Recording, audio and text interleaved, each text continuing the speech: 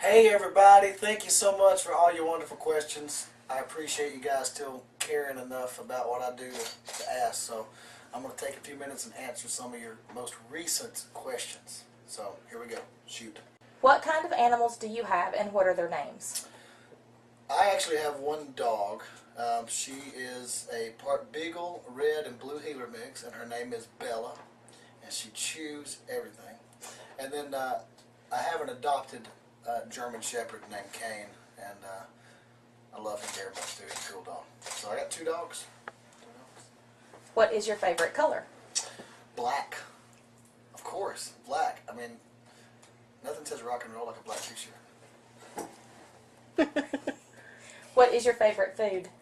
My favorite food, I'd have to say, is whatever's new at the house. Morgan's always cooking up something new. Most recently, she did what's called we call it pastelaya. We're not Cajun or anything, so we're just taking a guess. But it's bow tie noodles, smoked sausage, green peppers and onions, and whatever else she puts in. It's pretty good. What is the most embarrassing thing that has ever happened to you? There's a lot. I embarrass myself all the time. Probably, I signed Chris Young's guitar without his permission one night after a long run of shows in Rochester, New York. I had a couple of drinks of alcohol, and we had kind of laughed about before the show about how funny it would be if we signed one of the other artists' guitars, because we were doing a signing room. There's like all the paraphernalia from the show, like posters and guitar giveaways. And Carolina Rain had their guitar out on the table, and Chris Young said, "Man, it'd be so funny if we signed the guitar." I'm like, "Yeah, they'd kick our ass, but it would be funny, right?" So the show goes on, and I have a couple drinks, and I see his guitar laying on the table as I'm walking out, and in I find a blue Sharpie, and in big blue letters, and I write, "Chris Young rocks." And I signed it without his permission. The next day, I was pretty embarrassed. But he laughed it off. We had a couple shots the next time we saw each other, and it was all good. What is the first song that you learned to play on the guitar, and what is the first song that you learned to play on the piano? Well, the first song I learned to play on the guitar, it was not even a song. It was more like just a boogie-woogie kind of thing. And then which probably shaped everything. It's probably why I'm so bluesy, because it started there at that little thing. First song I learned to play on the piano was "Joy to the World," which is pretty easy. I had my little Casio keyboard in my bedroom playing it. It was kind of cool. What do you like better, playing a solo acoustic show seated on a stool or rocking out with a full band and moving around, and why? You know, they both have their own charm. And I can't really answer that. I can't say there's a favorite. I like the fact that I'm able to do anything that comes out when I'm solo acoustic on the stool, as they say. And I'm able to just play whatever's new. If the band hasn't rehearsed, and I can play whatever I want to play. But there's nothing like the charge of being turned wide open and just screaming at your electric guitar too. So I really love them both. I think it shows a couple different sides of me too, and so that's kind of why I try to incorporate both into my shows.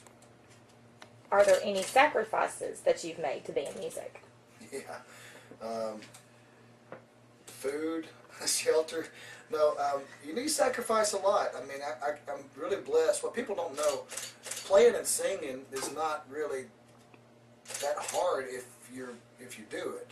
But it's the rest, it's all your hours, and there's more that goes into a 3-hour show than just 3 hours. So you have to sacrifice time away from your family, and you have to sacrifice. I've sacrificed in my earlier years. I sacrificed some of my morals to do this, but you know, you got to sacrifice in order to gain something. I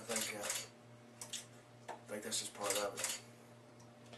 Where do you draw the inspiration for your songs? Everywhere.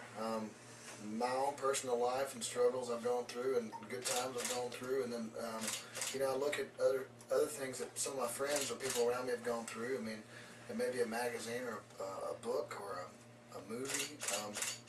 I just try to write about stuff that's real, something I know, something that's close to me. It's got to touch me on some level. I'm not one of those guys that can just go and say, let's write a song for Tim McGraw and do it. You know, I mean, I actually have to have to have lived it or been close to the situation.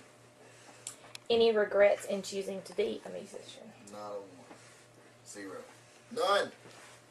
When did you realize that you were meant to be a musician? I don't know. I don't remember not knowing that.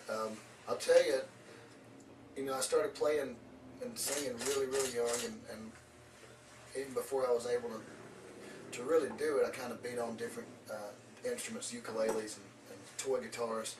But so I always had that kind of instilled in me. I've always thought that's what I was meant to do. I don't ever remember a time when I didn't. But when I saw the movie Purple Rain, and I know I was way too young to see it. My mom would probably have died if she'd known I watched it. I wanted to be that guy then. So that's probably 5 or 6 years old when I really, really had a concrete understanding that that's what I was meant to do.